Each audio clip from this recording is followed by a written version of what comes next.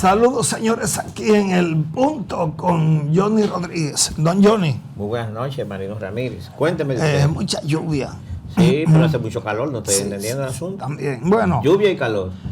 Bueno, porque cuando llueve sube el vapor. Pero el hecho de que llueva, bueno, no quiere decir que cambie la temperatura. Sencillamente llovió. Debe cambiar. No, aquí no. Y que aquí esto es tan caliente, la cosa está tan caliente que ni los aguaceros. Lluvia y calor. Mira, Johnny, el tema es ahora el voto obligatorio. Varios políticos, incluyendo el presidente Luis Abinader, hablaron del voto, han hablado del voto obligatorio. De tal manera que dice el presidente Abinader que el voto obligatorio tiene un componente que hay que estudiar. Es decir, hay gente que dice que el voto es antidemocrático porque obliga a la gente a votar.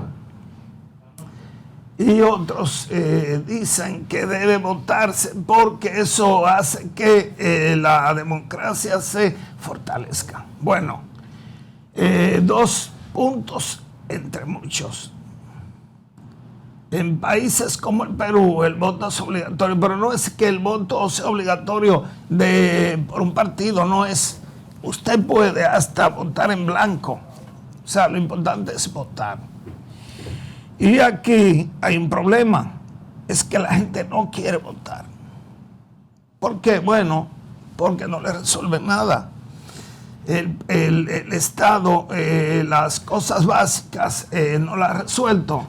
Agua, basura, salud, educación. Eso no está resuelto, pero lo básico, basura y agua. Incluso el tránsito, aquí es un caos y es un riesgo manejar. Entonces, la gente quiere que le paguen, o la gente se acostumbró a que le paguen, a que lo busquen en su casa y vota. ¿Cuánto? No sé. Muchísimos partidos que no motivan a nadie. Candidatos que no motivan a nadie. Repartidera electoral, como pasó ahora, que todos los aliados pusieron a su familia y ellos. Entonces el partidarismo parecería un negocio familiar, económico y político, en el sentido de que usted forma un partido y usted es el candidato de por vida, mientras la Junta le da dinero, usted tiene el partido. Aquí hay partidos como el PDP que tienen 50 años y siguen ahí sacando 1000 votos. Pero la hija del presidente del Partido Demócrata Popular es diputada en Parlacén y el hijo es el hijo de ella es el suplente. Entonces es una burla. Pero así hicieron todos. Entonces la gente quiere votar. No. Eso no va a pasar de ahí, yo lo sé, porque eso es una moda. Cada vez que hay unas elecciones viene un tema. Pero de todos modos, aquí la política partidaria va de capa caída. Bien, usted terminó perfectamente. La política partidaria va de capa caída. Y si nos organizamos, primero en derecho, mire, el derecho a ser elegido y a elegir es un derecho constitucional. Los derechos en la Constitución están divididos, ¿verdad?, en lo que son los derechos fundamentales y los derechos constitucionales per se. El derecho que una persona tiene es irrenunciable. O sea, usted no tiene por qué renunciar a un derecho que la propia Constitución le da.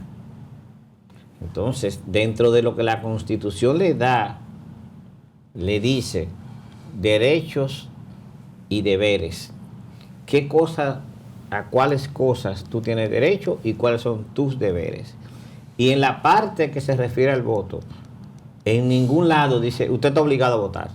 No, dice, usted tiene el derecho de elegir y ser elegido. Y le decía que usted terminó muy bien, porque dentro de ese derecho, y que la población ha visto, que cualquier partido que esté, le es indiferente, porque al final todos son lo mismo. Los mayoritarios se reparten todo junto con el sector privado. Y los minoritarios se benefician del sistema para vivir de eso. Entonces, ¿usted cree que una persona va a salir de su casa a votar para que aquellos y aquellos y aquellos y aquellos se beneficien y usted nada más salió a perder su tiempo? Claro que no. Muy por el contrario. Yo creo que muy lejos de modificar para que sea obligatorio, los partidos grandes y pequeños deben de revisarse, Marino, para que motiven un interés en la población más allá de los 500 pesos y el picapollo. Y obviamente un grupito, que es lo que yo siempre he dicho, y me critica a todo el mundo, que yo digo, no vaya nadie a votar, déjenlo de los partidos que vayan para que usted vea que se acaba que uno tiene 3 millones y que el otro tiene 2 millones. Porque nadie tiene los famosos 3 millones. Cada vez que pasan las elecciones se prueba que no. Hay un candidato que se profanaba a ser el enviado del señor que tenía 2 millones de votos. ¿Lo sacó? No.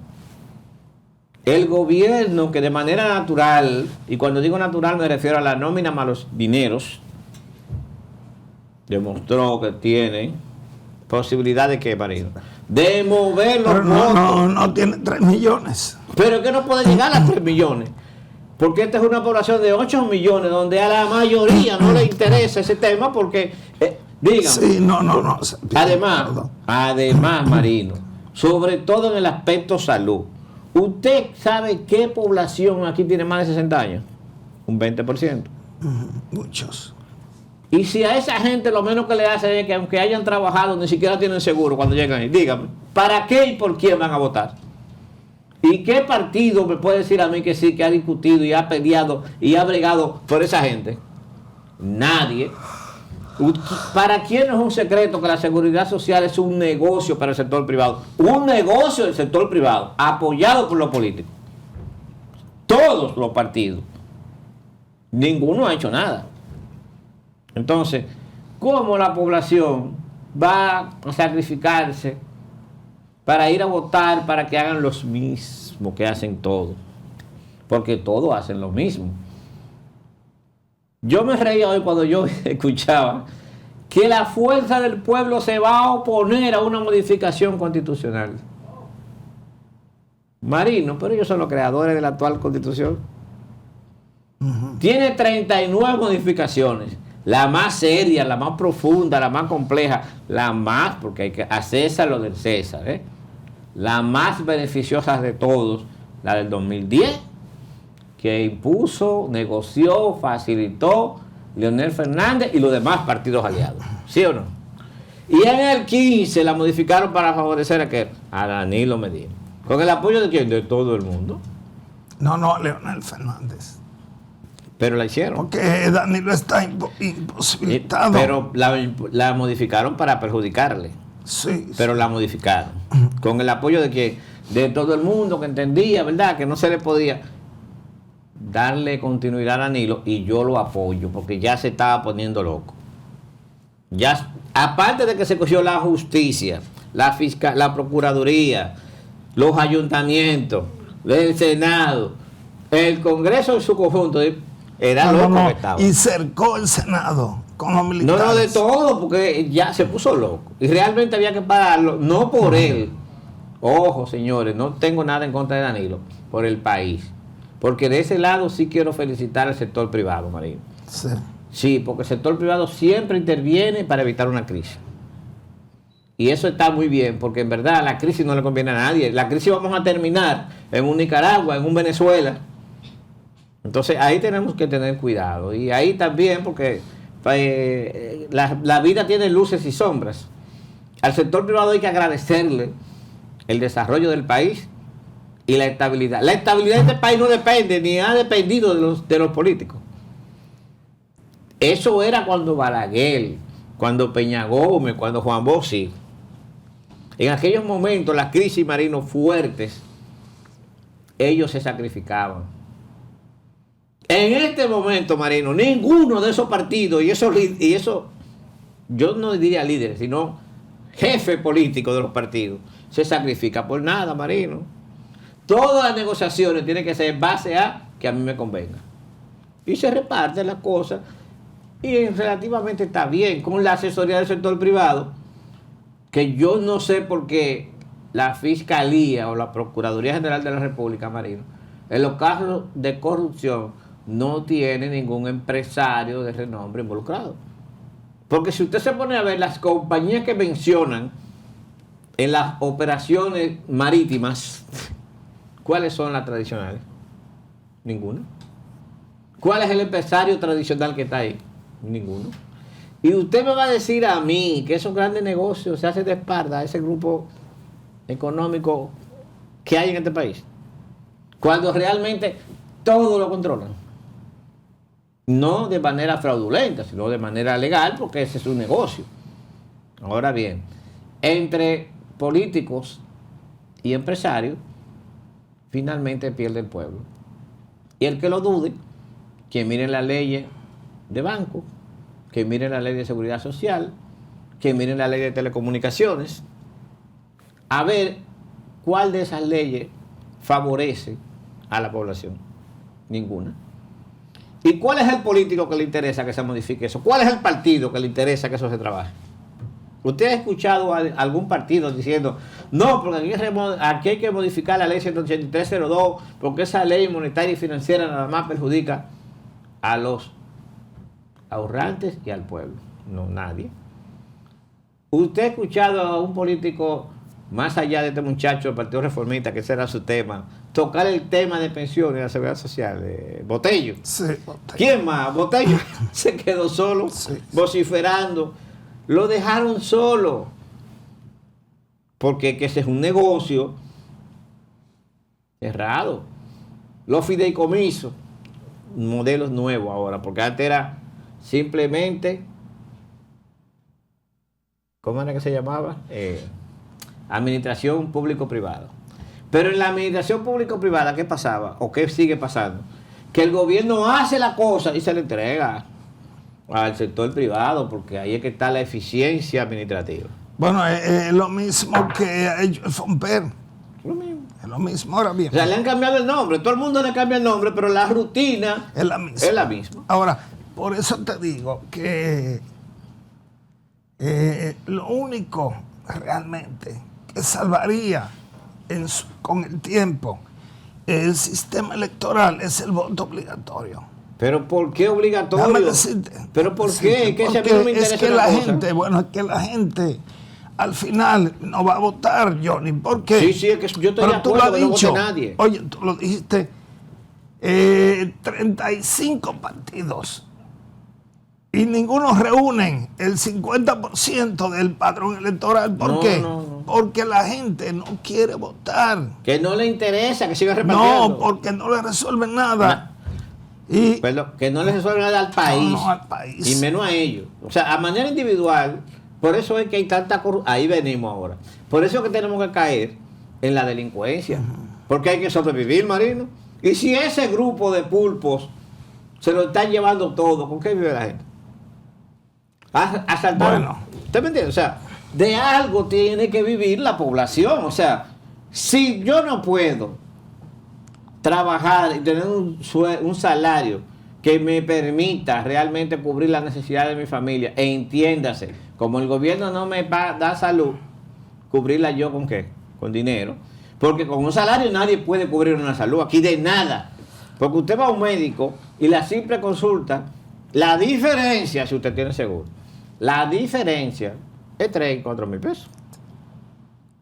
Eso no lo aguanta nadie. Entonces, si el que nadie. gana 20,000 pesos va 2 veces al médico. No, ¿qué va a comer? ahí murió. Ya terminó. Sí. Entonces, a mí, yo no estoy de acuerdo con nada obligatorio. Además, las cosas obligatorias lo que hacen es daño. Pero, te repito, de seguir las cosas como van, la gente no va a votar. No va a votar porque no ve que hay ninguna solución, solo promesas. Ahora, terminaron las elecciones. El tema es, yo no sé si es una distracción o un objetivo final. La reforma constitucional y la reforma fiscal y todo eso. Mira, aquí lo primero que hay que hacer es quitar eso de que del nunca más. Eso no puede ser, porque ningún expresidente quiere quedarse sin volver. Todos quieren volver. Entonces, yo creo que debe decir 2 periodos y un descanso y volver si puede. ¿Por qué? Porque siempre van a buscar modificar la Constitución. Ese es el objetivo final. 39 van. Pero bueno, mira, ya para irnos a este bloque, el ex procurador Jean Alain Rodríguez hizo una defensa penosa de su caso, del caso Medusa.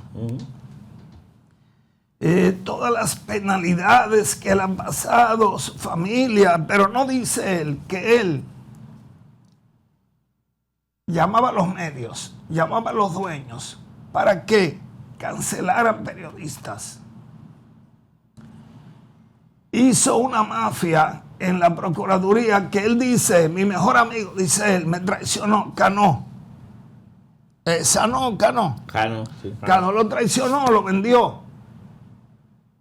Y otros más lo vendieron. Entonces, si él admite que Cano lo vendió, él delinquió. Porque él dice, mi mejor amigo me traicionó. Entonces, Jean Alain Rodríguez no hace una defensa jurídica de él. No, es una defensa penosa, romántica, sentimental, llorona. Y ustedes, me gustaría oírte para tirar el video completo de donde él habla de eso. Mire, lo primero que yo quiero decir es que para nadie es un secreto, y cuando digo para nadie, me refiero sobre todo a la clase jurídica, a los abogados que ejercemos. Porque la Procuraduría se convirtió en un desastre financiero, que todo allí costaba dinero para que te quitaran o te pusieran un caso. Y me gustaría tenerlo al lado mío hoy, porque en una situación yo en el ejercicio, tratando de evitar que él soltara un ficario por el cual habían cobrado para soltarlo, él me mandó a mí la unidad laborativa a mi oficina. Y yo le dije a él en su cara, entre usted y yo, el que se va a sentar frente a un banquillo es usted. Porque yo apenas tengo una oficina y un apartamentico con 30 y pico de años de trabajo. Y usted lo puede hacer, usted puede vociferar eso en la calle. Porque usted cree que una persona que fue empleado de los Vicini, de los Bonetti, como asesor, que fue de Heredia Bonetti. Okay. Aquí, la oficina que es especialista en derecho comercial, muy buenos y muy serios. Y luego, de una empresa privada de telecomunicaciones, sale a decir que tiene, qué sé yo, cuántos cientos de millones. Más que los jefes de él. Más que las 2 empresas para las que él trabajó. Pero mira, y ahí se hizo, tú sabes lo que es en la Procuraduría, borrar el archivo completo de todos los delitos y expedientes. Pero pregúntame a mí, es que era necesario, obligatorio, porque eso lo estaban negociando. Usted tenía un problema, usted pagaba y lo borraban. Entonces, para tratar de ocultar ese delito, que a eso que él se refiere cuando dice que lo traicionaron, borraron todo. Sí. Porque era la Otra única más. manera, porque que ni siquiera, ya ellos, no se convirtió en una corrupción tan desesperada que ya ni ellos sabían cuáles eran los casos que estaban y los que no estaban. En el caso de César el Abusador, la persona que estaba en ese departamento, que lo dejaron ahí para cogerle la llamada. Llamaron a César el Abusador y le dijeron, te van a allanar mañana. y César se fue. Luego desmantelaron el departamento, ¿cómo se llamaba? Una burla a la DEA, Marino. Lo mandaron para 9 sitios, en los cuales ninguno estaba César y todo estaba preparado para... Entonces así Jean Alain viene a llorar. Segunda, que se burlaron de la Procuraduría actual. Van a añalar la casa de Jean Alain y él le dejó el pocito unos plátanos. No, porque le avisaron. Usted me está entendiendo hasta dónde llegaba esto. Todavía estaba preso, por eso yo decía que tiene que seguir preso. Si bien es cierto que lamentablemente... Pero él no se refiere al plátano. No, pero esa parte no se puede... ese tipo de cosas donde se demuestra claramente las incidencias que él tenía y tiene, ojo, Jean Alain tiene muchísimas influencias en el Ministerio Público actual. Sí, son de la mayoría. Son de la mayoría. Sí. Y lamentablemente, yo lo dije al principio cuando nombraron a Miriam, que es una persona de respeto y que me merece mucho cariño y reconocimiento por su forma y su trabajo y su personalidad inmanejable. Si ella no movía, por lo menos cambiar los fiscales, iba a tener problemas como tal. No, pero además, Jean Alain engañó a todo el mundo con el caso de Odebrecht, que lo vendió, hizo un show, pagó 20 millones de pesos de asesoría de imagen para hacer bulto. Y un grupo de políticos a los cuales él favoreció con un archivo provisional. No, pero eso es bulto. Un archivo provisional, figura jurídica que no existe en el Código de Procedimiento Civil. Lo borró. Ahora, ¿qué sucede? Ese archivo provisional, entre comillas, transcurrido los 5 días es definitivo y están libres. Por los jueces. Mire, usted que me ataca por los jueces. No, por ese. No, porque él vendió el caso de Odebrecht. Miren, además la mayoría de la gente era de él, amigos de él. Vamos a ver la defensa, no técnica, la defensa penosa de Jean Alain y de ahí nos vamos a la pausa. Los últimos 5 años han sido muy duros, llenos de ataques y una feroz persecución que no se la deseo a nadie.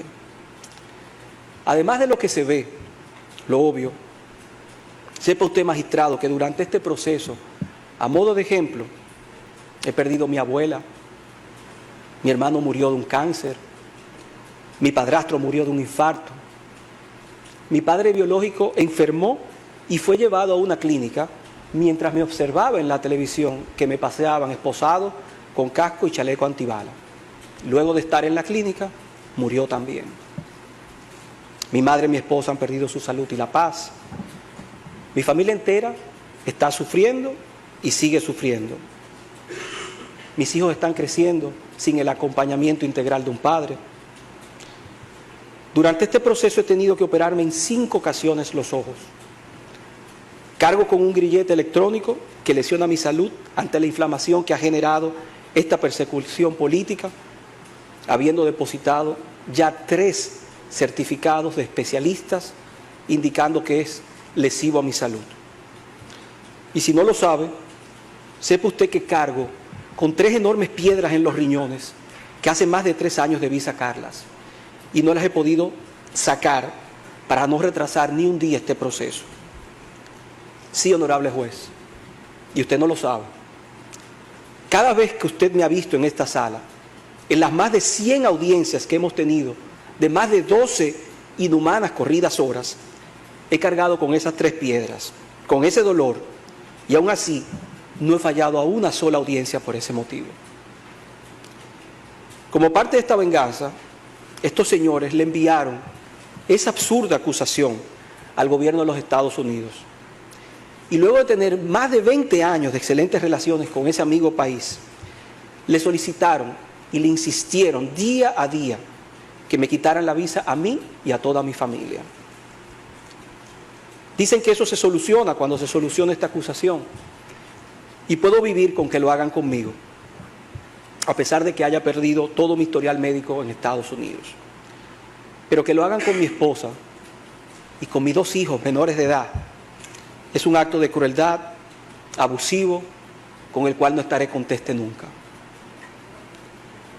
Mis hijos tienen sus médicos en Estados Unidos y por ellos, por esa cruel acción, mis hijos han perdido ese derecho y esa necesidad. Mis 2 hijos, desde antes de yo ser servidor público, estudiaban en el mismo colegio norteamericano, recibiendo incluso honores del propio actual presidente de los Estados Unidos, Joe Biden, como usted lo puede ver en pantalla. Y ellos procuraban, al igual que yo y toda mi familia, poder asistir a universidades extranjeras. Pero mis verdugos, en su insaciable venganza, le han quitado ese derecho y sueño a esos 2 niños. Quizás usted pueda enmendar parte de este abuso con un acto de no al lugar, o al menos eliminando todas las acusaciones de enriquecimiento ilícito y lavado de activos, que son las más evidentes, que nunca sucedieron, que por demás no hay pruebas, ni nadie lo ha señalado que así fuera. Muy por el contrario, 2 peritos, uno de ellos designados por un juez, certificaron que no hubo enriquecimiento ilícito ni lavado de activos. Y esas son pruebas contundentes que la PEPCA no pudo controvertir. Magistrado, las personas que más he ayudado en mi vida son las que en el momento más importante me traicionaron y que han mentido en esta acusación para salvarse. Y esto es muy duro, pero es la verdad. Es duro entender que la vida no se compone solo de rosas, sino también de espinas. Fui arrestado sin tener la menor idea de lo que había hecho. Y luego de ese arresto viví la traición del amigo que más había querido, el que más había ayudado. A iniciativa de él se sumaron otros de gran afecto y de más de 40 años de amistad. A mí me enseñaron a no traicionar a quien me abrió las puertas de su casa, a quien me invitó a sentarme con su familia, a quien te dio de comer a ti y a tu familia. Tener temor a ser arrestado es comprensible. Escapar y esconderte está mal. Y sé que no todos soportan una persecución o prisión, lo sé, lo entiendo. Pero ser mentiroso, traidor y malagradecido es otra cosa.